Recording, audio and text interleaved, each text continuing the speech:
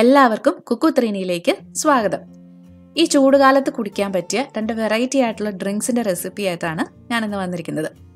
ഒന്ന് കുറച്ച് മധുരമുള്ളതും ഒന്ന് കുറച്ച് എരിവുള്ളതുമാണ്. രണ്ടും നാരങ്ങ ഉപയോഗിച്ചിട്ടുമാണ് ചെയ്യുന്നത്. ആദ്യത്തേത് നല്ല റിഫ്രഷിംഗ് ആയിട്ടുള്ള ലെമൺ കുക്കുംബർ കൂളറാണ്.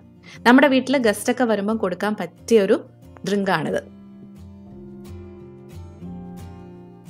അപ്പോൾ ഈ ലെമൺ കുക്കുംബർ കൂളറിന് വേണ്ടിയിട്ട് നമുക്ക് ആദ്യം വേണ്ടുന്നത് കുക്കുംബറാണ്. ഒരു ചെറിയ കുക്കുംബറാണ് ഞാൻ എടുത്തിരിക്കുന്നത്. അതിൻ്റെ തൊലിയൊക്കെ കളഞ്ഞിട്ട് ഇതുപോലെ ചെറിയ കഷ്ണങ്ങളാക്കി മുറിച്ചെടുത്ത് വെച്ചിട്ടുണ്ട്. അപ്പം കട്ട് ചെയ്ത് നോക്കുകയാണെന്നുണ്ടെങ്കിൽ 1/2 മുതൽ 3/4 കപ്പ് വരെ ഉണ്ടാവും. പിന്നെ വേണ്ടുന്നത് നാരങ്ങയുടെ നീരാണ്. അപ്പം ഞാനിവിടെ 2 ചെറുനാരങ്ങയുടെ നീരാണ് പിഴിഞ്ഞ് വെച്ചിരിക്കുന്നത്.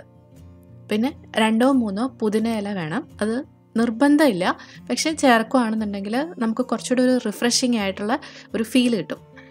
പിന്നെ വേണ്ടുന്നത് പഞ്ചസാരയാണ്. ഞാൻ 1/4 കപ്പ് പഞ്ചസാര ഇവിടെ എടുത്തു വെച്ചിട്ടുണ്ട്. 1 നുള്ള് ഉപ്പും. ഈ പഞ്ചസാരയുടെയും ഉപ്പിൻ്റെയും അളവ് നമ്മുടെ ഇഷ്ടത്തിനനുസരിച്ചിട്ട് മാറ്റാം. കാരണം നിങ്ങൾക്ക് പഞ്ചസാര ഒഴിവാക്കി ഉപ്പ് മാത്രം ചേർക്കണമെങ്കിൽ അങ്ങനെയും ഇത് തയ്യാറാക്കാം.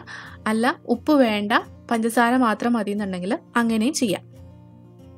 ഇനി ഒരു മിക്സിയുടെ അല്ലെങ്കിൽ ബ്ലെൻഡറിൻ്റെ ജാർ എടുത്തിട്ട് അതിലേക്ക് ഈ ഇൻഗ്രീഡിയൻസ് എല്ലാം കൂടെ ചേർത്ത് കൊടുത്ത് നന്നായിട്ട് അടിച്ചെടുക്കണം.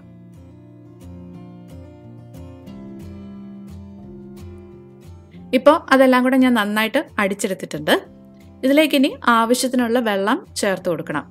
ഞാനിപ്പോൾ ഇവിടെ തണുത്ത വെള്ളമാണ് ചേർത്ത് കൊടുക്കുന്നത്. നോർമൽ വാട്ടർ ചേർത്താലും മതി. ഏകദേശം 1 ഗ്ലാസോളം വെള്ളം ഞാൻ ഇതിലേക്ക് ചേർത്ത് കൊടുക്കുന്നുണ്ട്.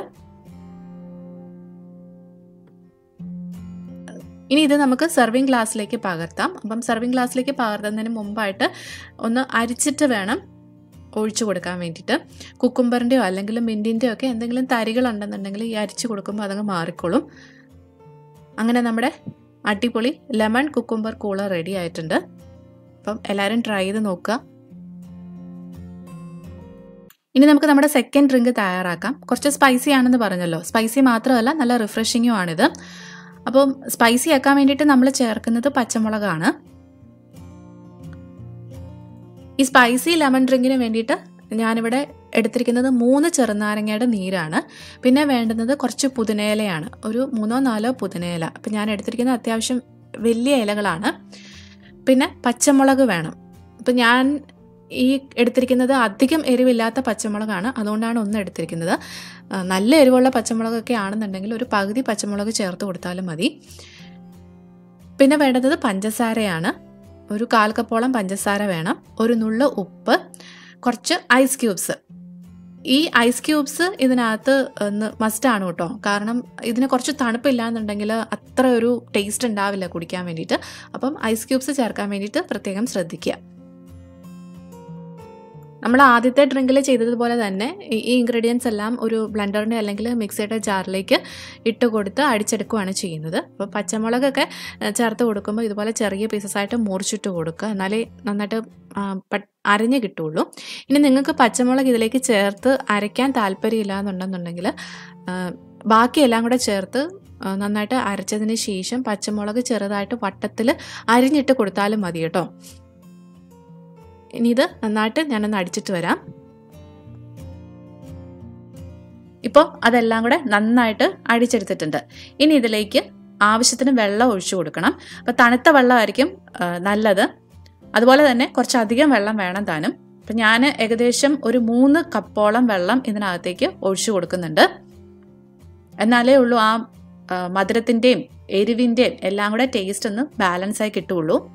അതിനുശേഷം വേണമെന്നുണ്ടെങ്കിൽ ഇത് അരിച്ചെടുക്കാം, ആ പച്ചമുളകിൻ്റെ തരികളൊക്കെ പോകാൻ വേണ്ടിയിട്ട്.